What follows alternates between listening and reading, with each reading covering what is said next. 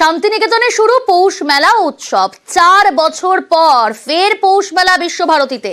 সকালে পৌষ উৎসবে ছাতিমতলায় বিশেষ অনুষ্ঠান, গান ও বৈদিক মন্ত্রে অনুষ্ঠানের সূচনা। এবার ফের পূর্বপল্লীর মাঠেই ফিরল পৌষ মেলা। পৌষ মেলা ঘিরেই শান্তিনিকেতনে ভিড়। 4 বছর পর শান্তিনিকেতনে ফের পৌষ মেলা বিশ্বভারতীর প্রাঙ্গণে।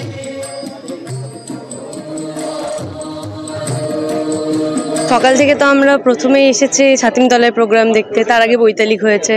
তো খুশি মানে প্রচণ্ডই খুশি, 4 বছর পর আবার সেই রকমভাবে জাঁকজমকপূর্ণভাবে মেলা হচ্ছে। মানে এটা তো বিশ্বভারতী স্টুডেন্ট বা আরও আশেপাশে মানুষদের জন্য তো এটা সত্যিই খুব আনন্দকর জিনিস। আজ সকাল থেকে কেমন আবহ ছিল জানাবে ইন্দ্রজিৎ রয়েছে সরাসরি। ইন্দ্রজিৎ, 4 বছরের অপেক্ষা, তারপর সেই অপেক্ষার অবসান, পৌষ মেলা বিশ্বভারতীর প্রাঙ্গণে।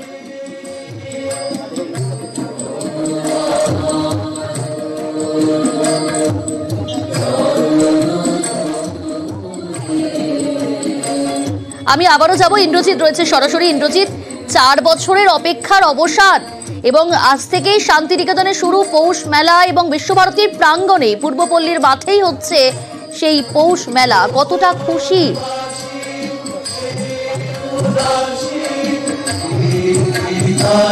দেখো, যেটা বলে রাখবো, ওয়ার্ল্ড হেরিটেজ ঘোষণার পর কিন্তু এই প্রথম বিশ্বভারতী পৌষ মেলা করছে। কারণ 2019 সালে বিশ্বভারতী এবং শান্তিনিকেতন ট্রাস্ট যৌথ উদ্যোগে কিন্তু পৌষ মেলা করেছিল। আর এই 2024 সালে এসে আবারও কিন্তু তারা যে বিশ্বভারতী এবং শান্তিনিকেতন ট্রাস্ট যৌথ উদ্যোগে পৌষ মেলা করছে। আর কার্যত পর্যটক থেকে শুরু করে শান্তিনিকেতনের বাসিন্দা এবং শান্তিনিকেতনে যারা পড়তে আসে অর্থাৎ পড়ুয়ারা, সকলেই তারা খুশি। তারা জানাচ্ছে অন্যান্য বছর মেলা হলেও কিন্তু সেই মেলাতে কোনো আর্থিক টান ছিল না, কারণ সেইভাবে বিশ্বভারতী বা শান্তিনিকেতন ট্রাস্ট এই মেলার সঙ্গে কোনোভাবেই যুক্ত ছিল না। আর এই বছর বিশ্বভারতী এবং শান্তিনিকেতন ট্রাস্ট আবারও মেলা করছে, তার জন্য তারা প্রচণ্ড আনন্দিত এবং আপ্লুত।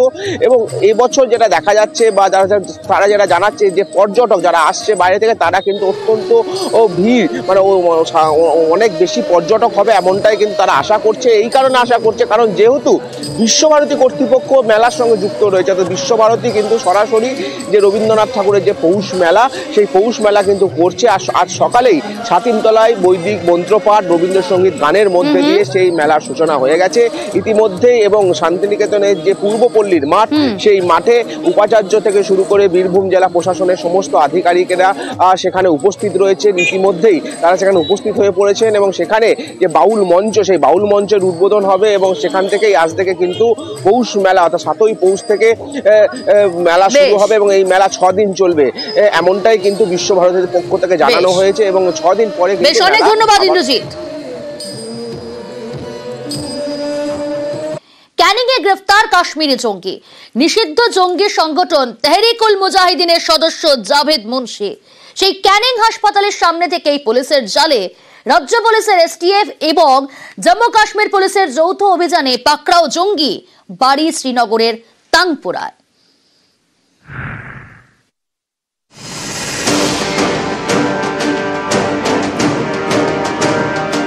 বৃহস্পতিবার মুর্শিদাবাদ থেকে গ্রেপ্তার 2 এবিটি জঙ্গি। আর শনিবার ক্যানিংয়ে জালে কাশ্মীরি জঙ্গি জাভেদ মুন্সি, যে নিষিদ্ধ জঙ্গি সংগঠন তেহরিক-উল মুজাহিদিনের সদস্য। রাজ্য পুলিশের এসটিএফ ও জম্মু কাশ্মীর পুলিশের অভিযানে গ্রেপ্তার জঙ্গি জাভেদ, বাড়ি শ্রীনগরের তাংপুরায়। জাভেদ মুন্সির ট্রেনিং হয় পাকিস্তানে। আইইডি তৈরিতে সে এক্সপার্ট। একাধিকবার পাকিস্তান, বাংলাদেশ, নেপালে গিয়েছে। 2022 সালে বেশ কিছুদিন কলকাতাতেও ছিল। কাশ্মীরের শহীদগঞ্জ থানায় জাভেদ মুন্সির বিরুদ্ধে ইউএপিএ ধারায় মামলা রয়েছে। সম্প্রতি কাশ্মীরে কয়েকজনকে আটক করে পুলিশ। তাদের জেরা করেই জানা যায় জাভেদের কথা। তারপর মোবাইল নেটওয়ার্ক ট্র্যাক করে জালে জাভেদ। পশ্চিমবঙ্গে কি স্লিপার সেল তৈরির ছক ছিল জঙ্গি জাভেদের, নাকি গা ঢাকা দিতেই ক্যানিংয়ে? জঙ্গিদের শায়েস্তা করতে কাশ্মীরে ব্যাপক ধরপাকড় চলছে। তেহরিক-উল মুজাহিদিনের ওপর নজর রয়েছে গোয়েন্দাদের, কারণ তাদের মাথায় হাত রয়েছে পাকিস্তানের গুপ্তচর সংস্থা আইএসআই এর। এই নিষিদ্ধ জঙ্গি সংগঠন তেহরিক-উল মুজাহিদিনের সদস্য জাভেদ মুন্সি। কাশ্মীরে থাকলে ধরা পড়ার ভয়, তাই কি ক্যানিংয়ে এসে গা ঢাকা দেওয়ার চেষ্টা? তা অবশ্য হয়নি। গা ঢাকা দেওয়ার আগেই ক্যানিং থেকে পুলিশের জালে কাশ্মীরি জঙ্গি। একসময় বাংলাদেশ থেকে পশ্চিমবঙ্গ হয়ে ভারতের বিভিন্ন জায়গায় ছড়িয়ে পড়ত জঙ্গিরা।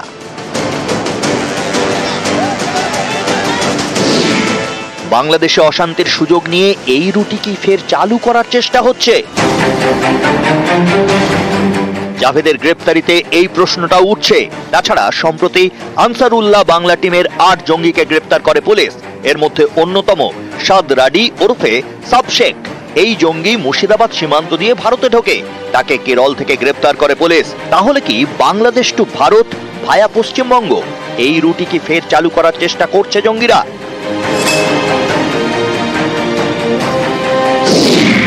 নভেম্বর মাসে কাশ্মীর থেকে ক্যানিং এ আসেন জাভেদের আত্মীয়রা। ক্যানিং এর হাসপাতাল পাড়ায় বাড়ি ভাড়া নেন। গুলসাল হাউস নামে শালের ব্যবসা শুরু করেন। রাত্রিবেলা আমাদেরকে জিজ্ঞাসা করলো যে আপনি কাকে ভাড়া দিয়েছেন? আমি শালালাকে ভাড়া দিয়েছি। আর রাত্রিবেলায় ওই লোকটাকে নিয়ে এসেছি। শোনার পরে স্বাভাবিকই আমাদের ভয় করছে, বাবা এটা কি একজনকে ভাড়া দিয়েছি, তার আত্মীয়র সঙ্গে যদি কিছু থাকে। এই 1 মাস হচ্ছে, নভেম্বর মাসে ভাড়া দিয়েছি। তদন্তকারীরা জানতে পেরেছেন শুক্রবার কাশ্মীর থেকে দিল্লি আসে জঙ্গি জাভেদ। দিল্লি থেকে কলকাতা হয়ে ক্যানিং পৌঁছয়। শনিবার তাকে ক্যানিং হাসপাতালের সামনে থেকে গ্রেপ্তার করা হয়।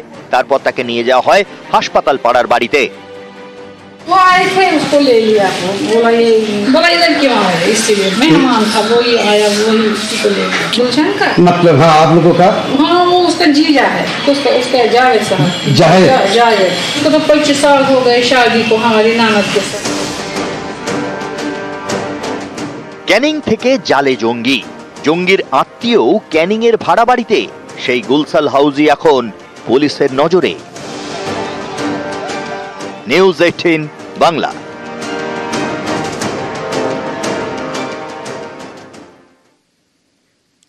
ওপার বাংলা দিকে একটু নজর রাখা যাক। ঘরে বাইরে চাপে তদারকি সরকার, তবু থামছে না ফাঁকা বলি। ক্ষমতা যাই থাকুক, হুমকি 16 আনা। বাংলাদেশের কট্টরপন্থীদের এবার টার্গেট চিকেন স্নেক। ভারত থেকে উত্তর পূর্বের 7 রাজ্যকে আলাদা করে দেওয়ার হাস্যকর হুমকি। আমাদের বিদ্রোহ ছিল, ওরা আমাদের দিকে দৃষ্টি দিবে, আমরা চিকেন নেক কেটে। বাংলাদেশ থেকে হাপা হুঙ্কার আর থামছে না, বারবার শুধু হাস্যকর হুমকি। ওরা আমাদের দিকে দৃষ্টি দিবে, আমরা চিকেন নেক কেটে 7 সিস্টার আলাদা করে দিব। সরকার সিদ্ধান্ত নিছে, কাজ শুরু করতেছে।